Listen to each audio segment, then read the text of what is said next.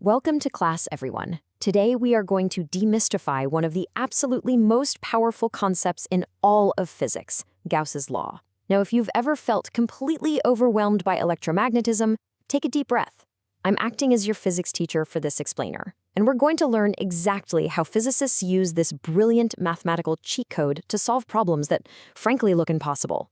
So let's jump right in. Here is our syllabus for today. Number 1, the electric field problem. 2, fundamentals of electric flux. 3, the secret is symmetry. 4, Gauss's law in action.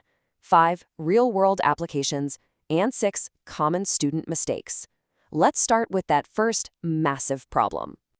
Section 1, the electric field problem.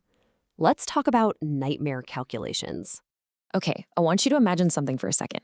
How do you calculate the electric field of not just one, but literally billions of tiny individual charges spread out all over a weird, irregular object? If you try to solve that directly by calculating the contribution of every single microscopic charge using Coulomb's law, yeah, it seems completely impossible, right? It would literally take an eternity to compute, and frankly, you'd run out of exam paper before you finish calculating the first millimeter. So you're basically looking at two paths here. You have the hard way, that brutal, mathematically exhausting method of adding up every single charge in a tangled mess. That's the way fueled by the tears of frustrated physics students. And then you have the smart way, on the right, Gauss's law. Formulated by the brilliant Carl Friedrich Gauss, this rule lets us determine the electric field using an imaginary closed surface.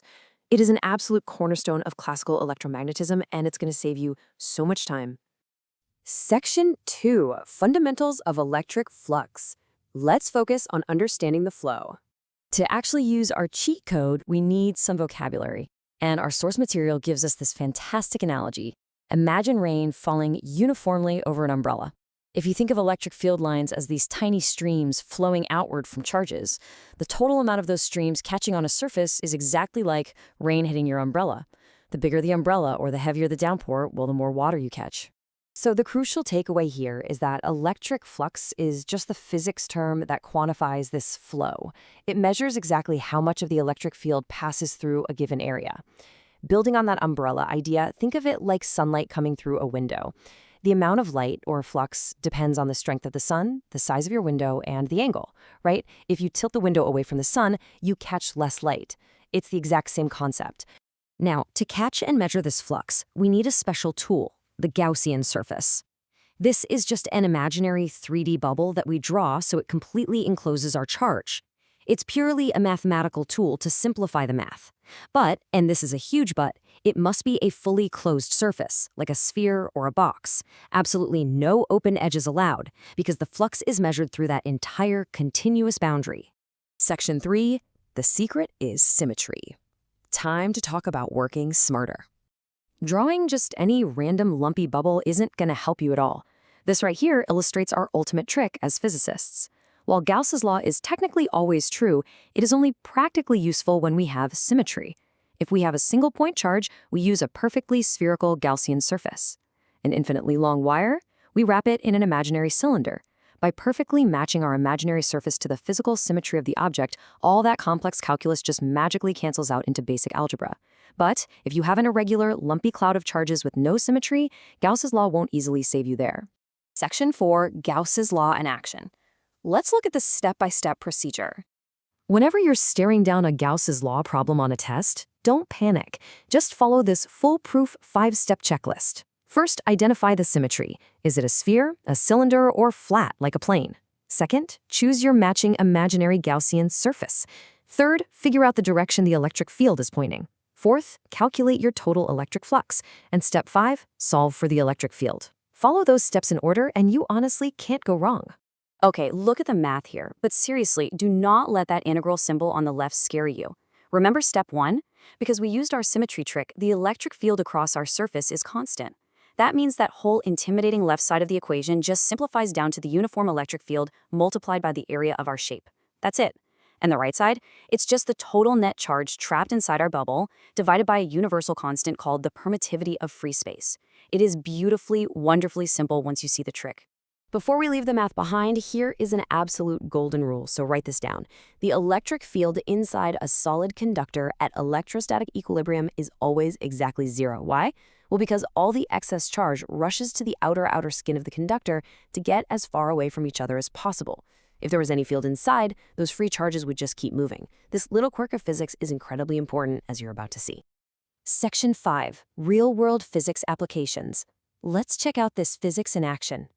So remember that golden rule about the field inside a conductor being zero? That is exactly what gives us Faraday cages.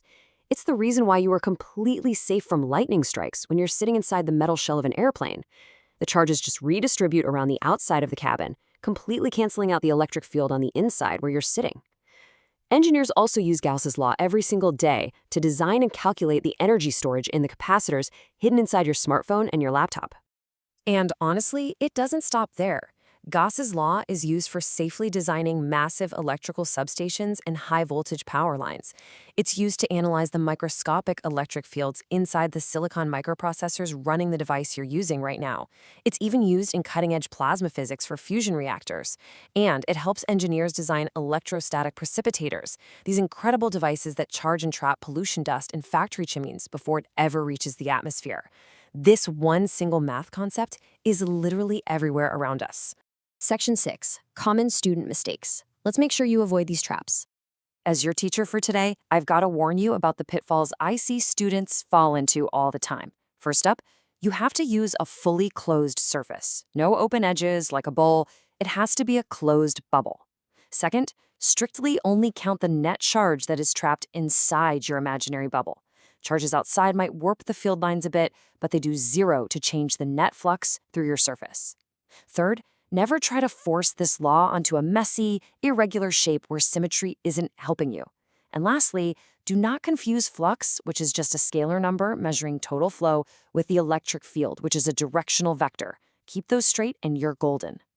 You know, Gauss's law actually teaches us something pretty profound that goes way beyond a physics classroom.